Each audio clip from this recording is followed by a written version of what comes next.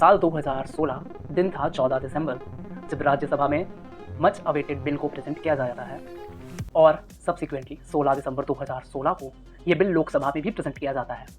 उसके बाद हमारे ऑनरेबल प्रेसिडेंट इस बिल को पास करते हैं। ये बिल था right to person with disabilities. इस बिल के प्रपोज होने के बाद जो नंबर ऑफ डिसेबिलिटीज रिकॉग्नाइज्ड हैं, जो कि 1995 एक्ट के अंडर 7 थी, उनको बढ़ा करके 21 कर दिया जाता है।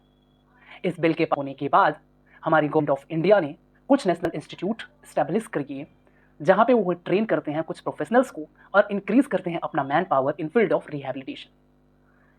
आज के टाइम पे गवर्नमेंट ऑफ इंडिया के अंडर इस रिहैबिलिटेशन प्रोग्राम के अंडर पूरी कंट्री में 5 ऐसे नेशनल इंस्टीट्यूट्स हैं जो कि government of India ministry of health के अंदर आते हैं। इनमें से एक इंस्टीट्यूट है Pandit Deendayal Upadhyaya national institute for persons with disabilities, जो कि न्यू दिल्ली में है। I feel very proud to tell you I am pursuing my PPT course from this institute. ये जो 5 इंस्टीट्यूट्स इंडिया के आते हैं वो हैं कुछ इस प्रकार से। सबसे पहले आता है Swami Vivekananda national institute for rehabilitation and training researches, जो कि आपका कटक उड़ीसा में एस्टैब्लिश्ड है। ये सबसे पहला इंस्टीट्यूट था जो कि इस प्रोग्राम के अंडर एस्टैब्लिश किया गया था। तो आप समझ सकते हो इस इंस्टीट्यूट की इस तरह एक रेपुटेशन है। इसके बाद अगर मैं बात करूं तो मैंने अपने कॉलेज के बारे में तो आपको बता ही दिया। तीसरे नंबर पे आ जाएगा आपका national institute for locomotor disabilities, जो कि आपकी कोलकाता में आ जाएगी। इसके बाद जो 2 कॉलेजेस हैं, एक तो आपकी चेन्नई में है और एक आपका गुवाहाटी में है। जो गुवाहाटी में है वो है आपका composite regional centre for skill development rehabilitation and empowerment of person with disabilities. ये आपकी गुवाहाटी में देखने को मिल जाएगी आपको।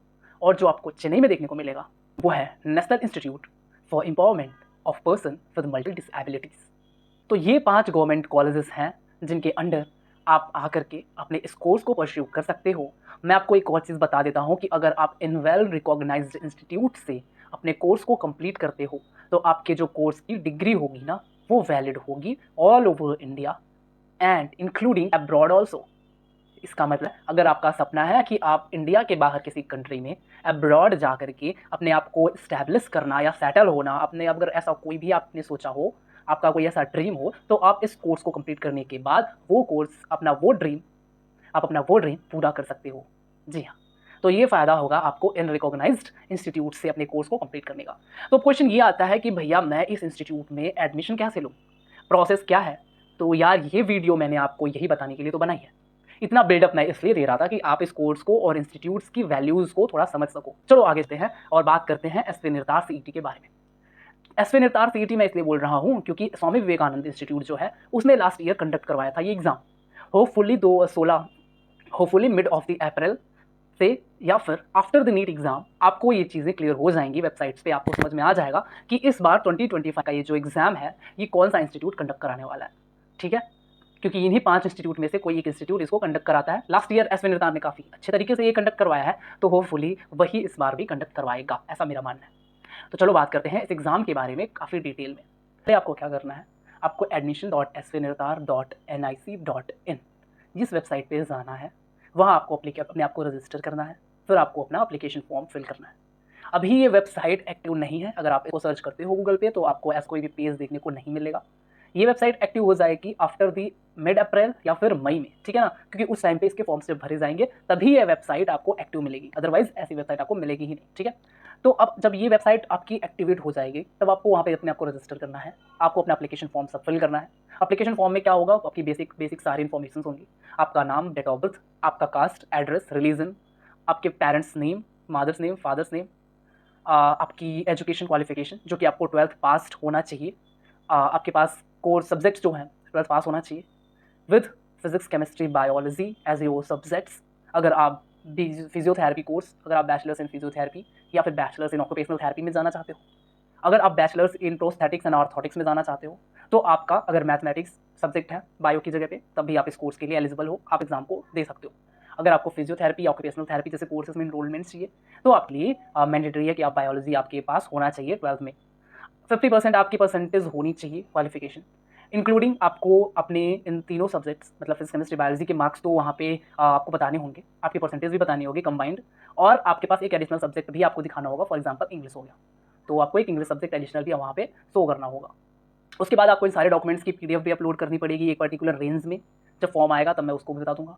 आपको आपकी फिंगरप्रिंट भी अपलोड करनी पड़ेगी, आपको फोटोग्राफ भी अपलोड करने पड़ेंगे, आपको आपकी सिग्नेचर भी अपलोड करनी पड़ेगी। ये सारी चीज़ें, डॉक्यूमेंट्स वगैरह सब कुछ अपलोड करके आप फॉर्म फिल करके सबमिट करोगे तो आपकी एप्लीकेशन फीस जो होगी, एप्लीकेशन फॉर्म की जो फ़ी होगी वो होगी आपकी जनरल कैटेगरीज के लिए 1000 रुपीज़। अगर आप SC ST OBC या फिर EWS कैटेगरीज में आते हो तो वो फीस हो जाएगी आपकी 800 रुपये मात्र। ओके, तो ये होगी आपकी एप्लीकेशन फ़ीस वगैरह। आपने फॉर्म सबमिट कर दिया है, अब आपके एडमिट कार्ड आएंगे एक पर्टिकुलर डेट पे, फिर आपको एग्ज़ाम में जाना है, अपीयर करना है। अब एग्ज़ाम में आप अपीयर करते हो तो आपको जो पेपर मिलेगा उस पेपर में कैसे होंगे क्वेश्चंस। सबसे पहले आपके स्टार्टिंग के जो 10 क्वेश्चंस होते हैं उसमें आपकी जनरल एप्टीट्यूड, जनरल नॉलेज और इंग्लिश को टेस्ट किया जाता है, मतलब 10 क्वेश्चन इन तीनों को कंबाइन करके आएंगे। फिर आती है आपकी 3 सेक्शंस जो कि आपके डोमेन सब्जेक्ट्स की होती है, फिजिक्स, केमिस्ट्री, बायोलॉजी, जहाँ पे आपके फिजिक्स के 30 क्वेश्चंस, आपको केमिस्ट्री के 30 क्वेश्चंस और आपकी बायोलॉजी के 30 क्वेश्चन सॉल्व करने होंगे। प्रीवियस ईयर पेपर को भी मैं डिस्कस कर लूँगा इस चैनल पे, तो उसके लिए आप इस चैनल को सब्सक्राइब कर लेना और वीडियो को अभी लाइक कर दो। ओके, अब बात करते हैं हम आगे। आपने एग्जाम भी दे दिया, 100 क्वेश्चन हैं, आपके पास पूरे 2 घंटे हैं, आराम से आप क्वेश्चन अटैम्प्ट करो। कोई भी माइनस मार्किंग नहीं है, कोई नेगेटिव मार्किंग नहीं है, सारे क्वेश्चन अटैम्प्ट कर लो बिंदास, थोड़ा सा आराम से, पेशेंस के साथ। उसके बाद आपको क्या करना है, आपको जो आपका एडमिट कार्ड है उसको संभाल के रखना है। अब ये संभाल के क्यों रखना है उसको मैं भी बात करता हूँ। आपने एग्जाम दे दिया है, आपकी सब कुछ सबमिट हो चुकी है, आपका रिजल्ट आएगा। अब रिजल्ट में क्या आएगा वही बता देता हूँ। आपके मार्क्स जो हैं वो डिस्क्लोज नहीं किए जाते, आपके आते हैं सीधे रैंक, आपकी डायरेक्ट मेरिट बनती है, आपकी रैंक आएंगी, ठीक है ना, ऑल ओवर इंडिया रैंक आएंगी, आपके कैटेगरी वाइज रैंक आएंगे। फॉर एग्जांपल SC कैटेगरी के अलग, OBC के अलग, आपकी EWS के अलग, आपकी PWD के अलग, क्योंकि हर एक इंस्टीट्यूट में जो सीट हैं वो बटी हुई हैं आपके हर एक जनरल के लिए। मतलब जनरल के लिए तो सब एलिजिबल होते हैं, हर एक कैटेगरी वाले, तो जनरल की आपकी कुछ सीटें होती हैं, फिर आपकी रिजर्वेशन होती है कुछ SC की सीट के लिए, कुछ OBC सीट के लिए, कुछ EWS के लिए और कुछ PWD के लिए। वो कितनी होती है वो आपको आगे वीडियो में मैं एक चार्ट दिखा दूंगा, आप उसका स्क्रीनशॉट ले लेना और रख लेना। इसके बाद मैं बात करता हूँ आपसे आगे कि आपने एग्जाम दे दिया, आपकी मेरिट बन चुकी है, आपके रैंक आ चुके हैं और अब आपकी शुरू हो जाएगी काउंसलिंग प्रोसेस। क्या होगा काउंसलिंग प्रोसेस में, आपको इसी वेबसाइट पे admission.svnirtar.nic.in पे अब आपको मिलेगा एक ऑप्शन काउंसलिंग का। वहाँ आप जाओगे, काउंसलिंग के लिए खुद को वापस रजिस्टर करोगे और फिर आपकी काउंसलिंग प्रोसेस शुरू होगी। सबसे पहले आपकी आएगी चॉइस फिलिंग।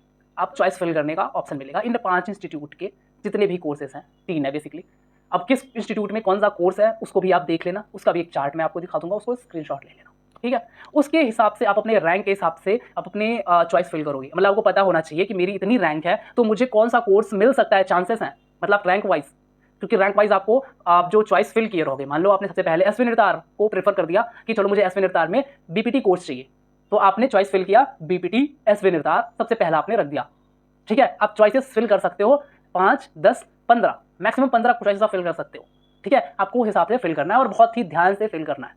आपने मान लीजिए BPT SV निर्तार प्रेफर कर दिया है और आपकी ऑल इंडिया रैंक आई है, आप जनरल कैटेगरी से हो, आपकी ऑल इंडिया रैंक आ गई है 653 और आपने चूज कर दिया SV निर्तार, आपकी पहली चॉइस बन गई। फिर आपने दूसरी चॉइस रख दी है आपकी BPT ये पड्डू निपिड न्यू दिल्ली और तीसरी चॉइस आप रखते हो NILD कोलकाता।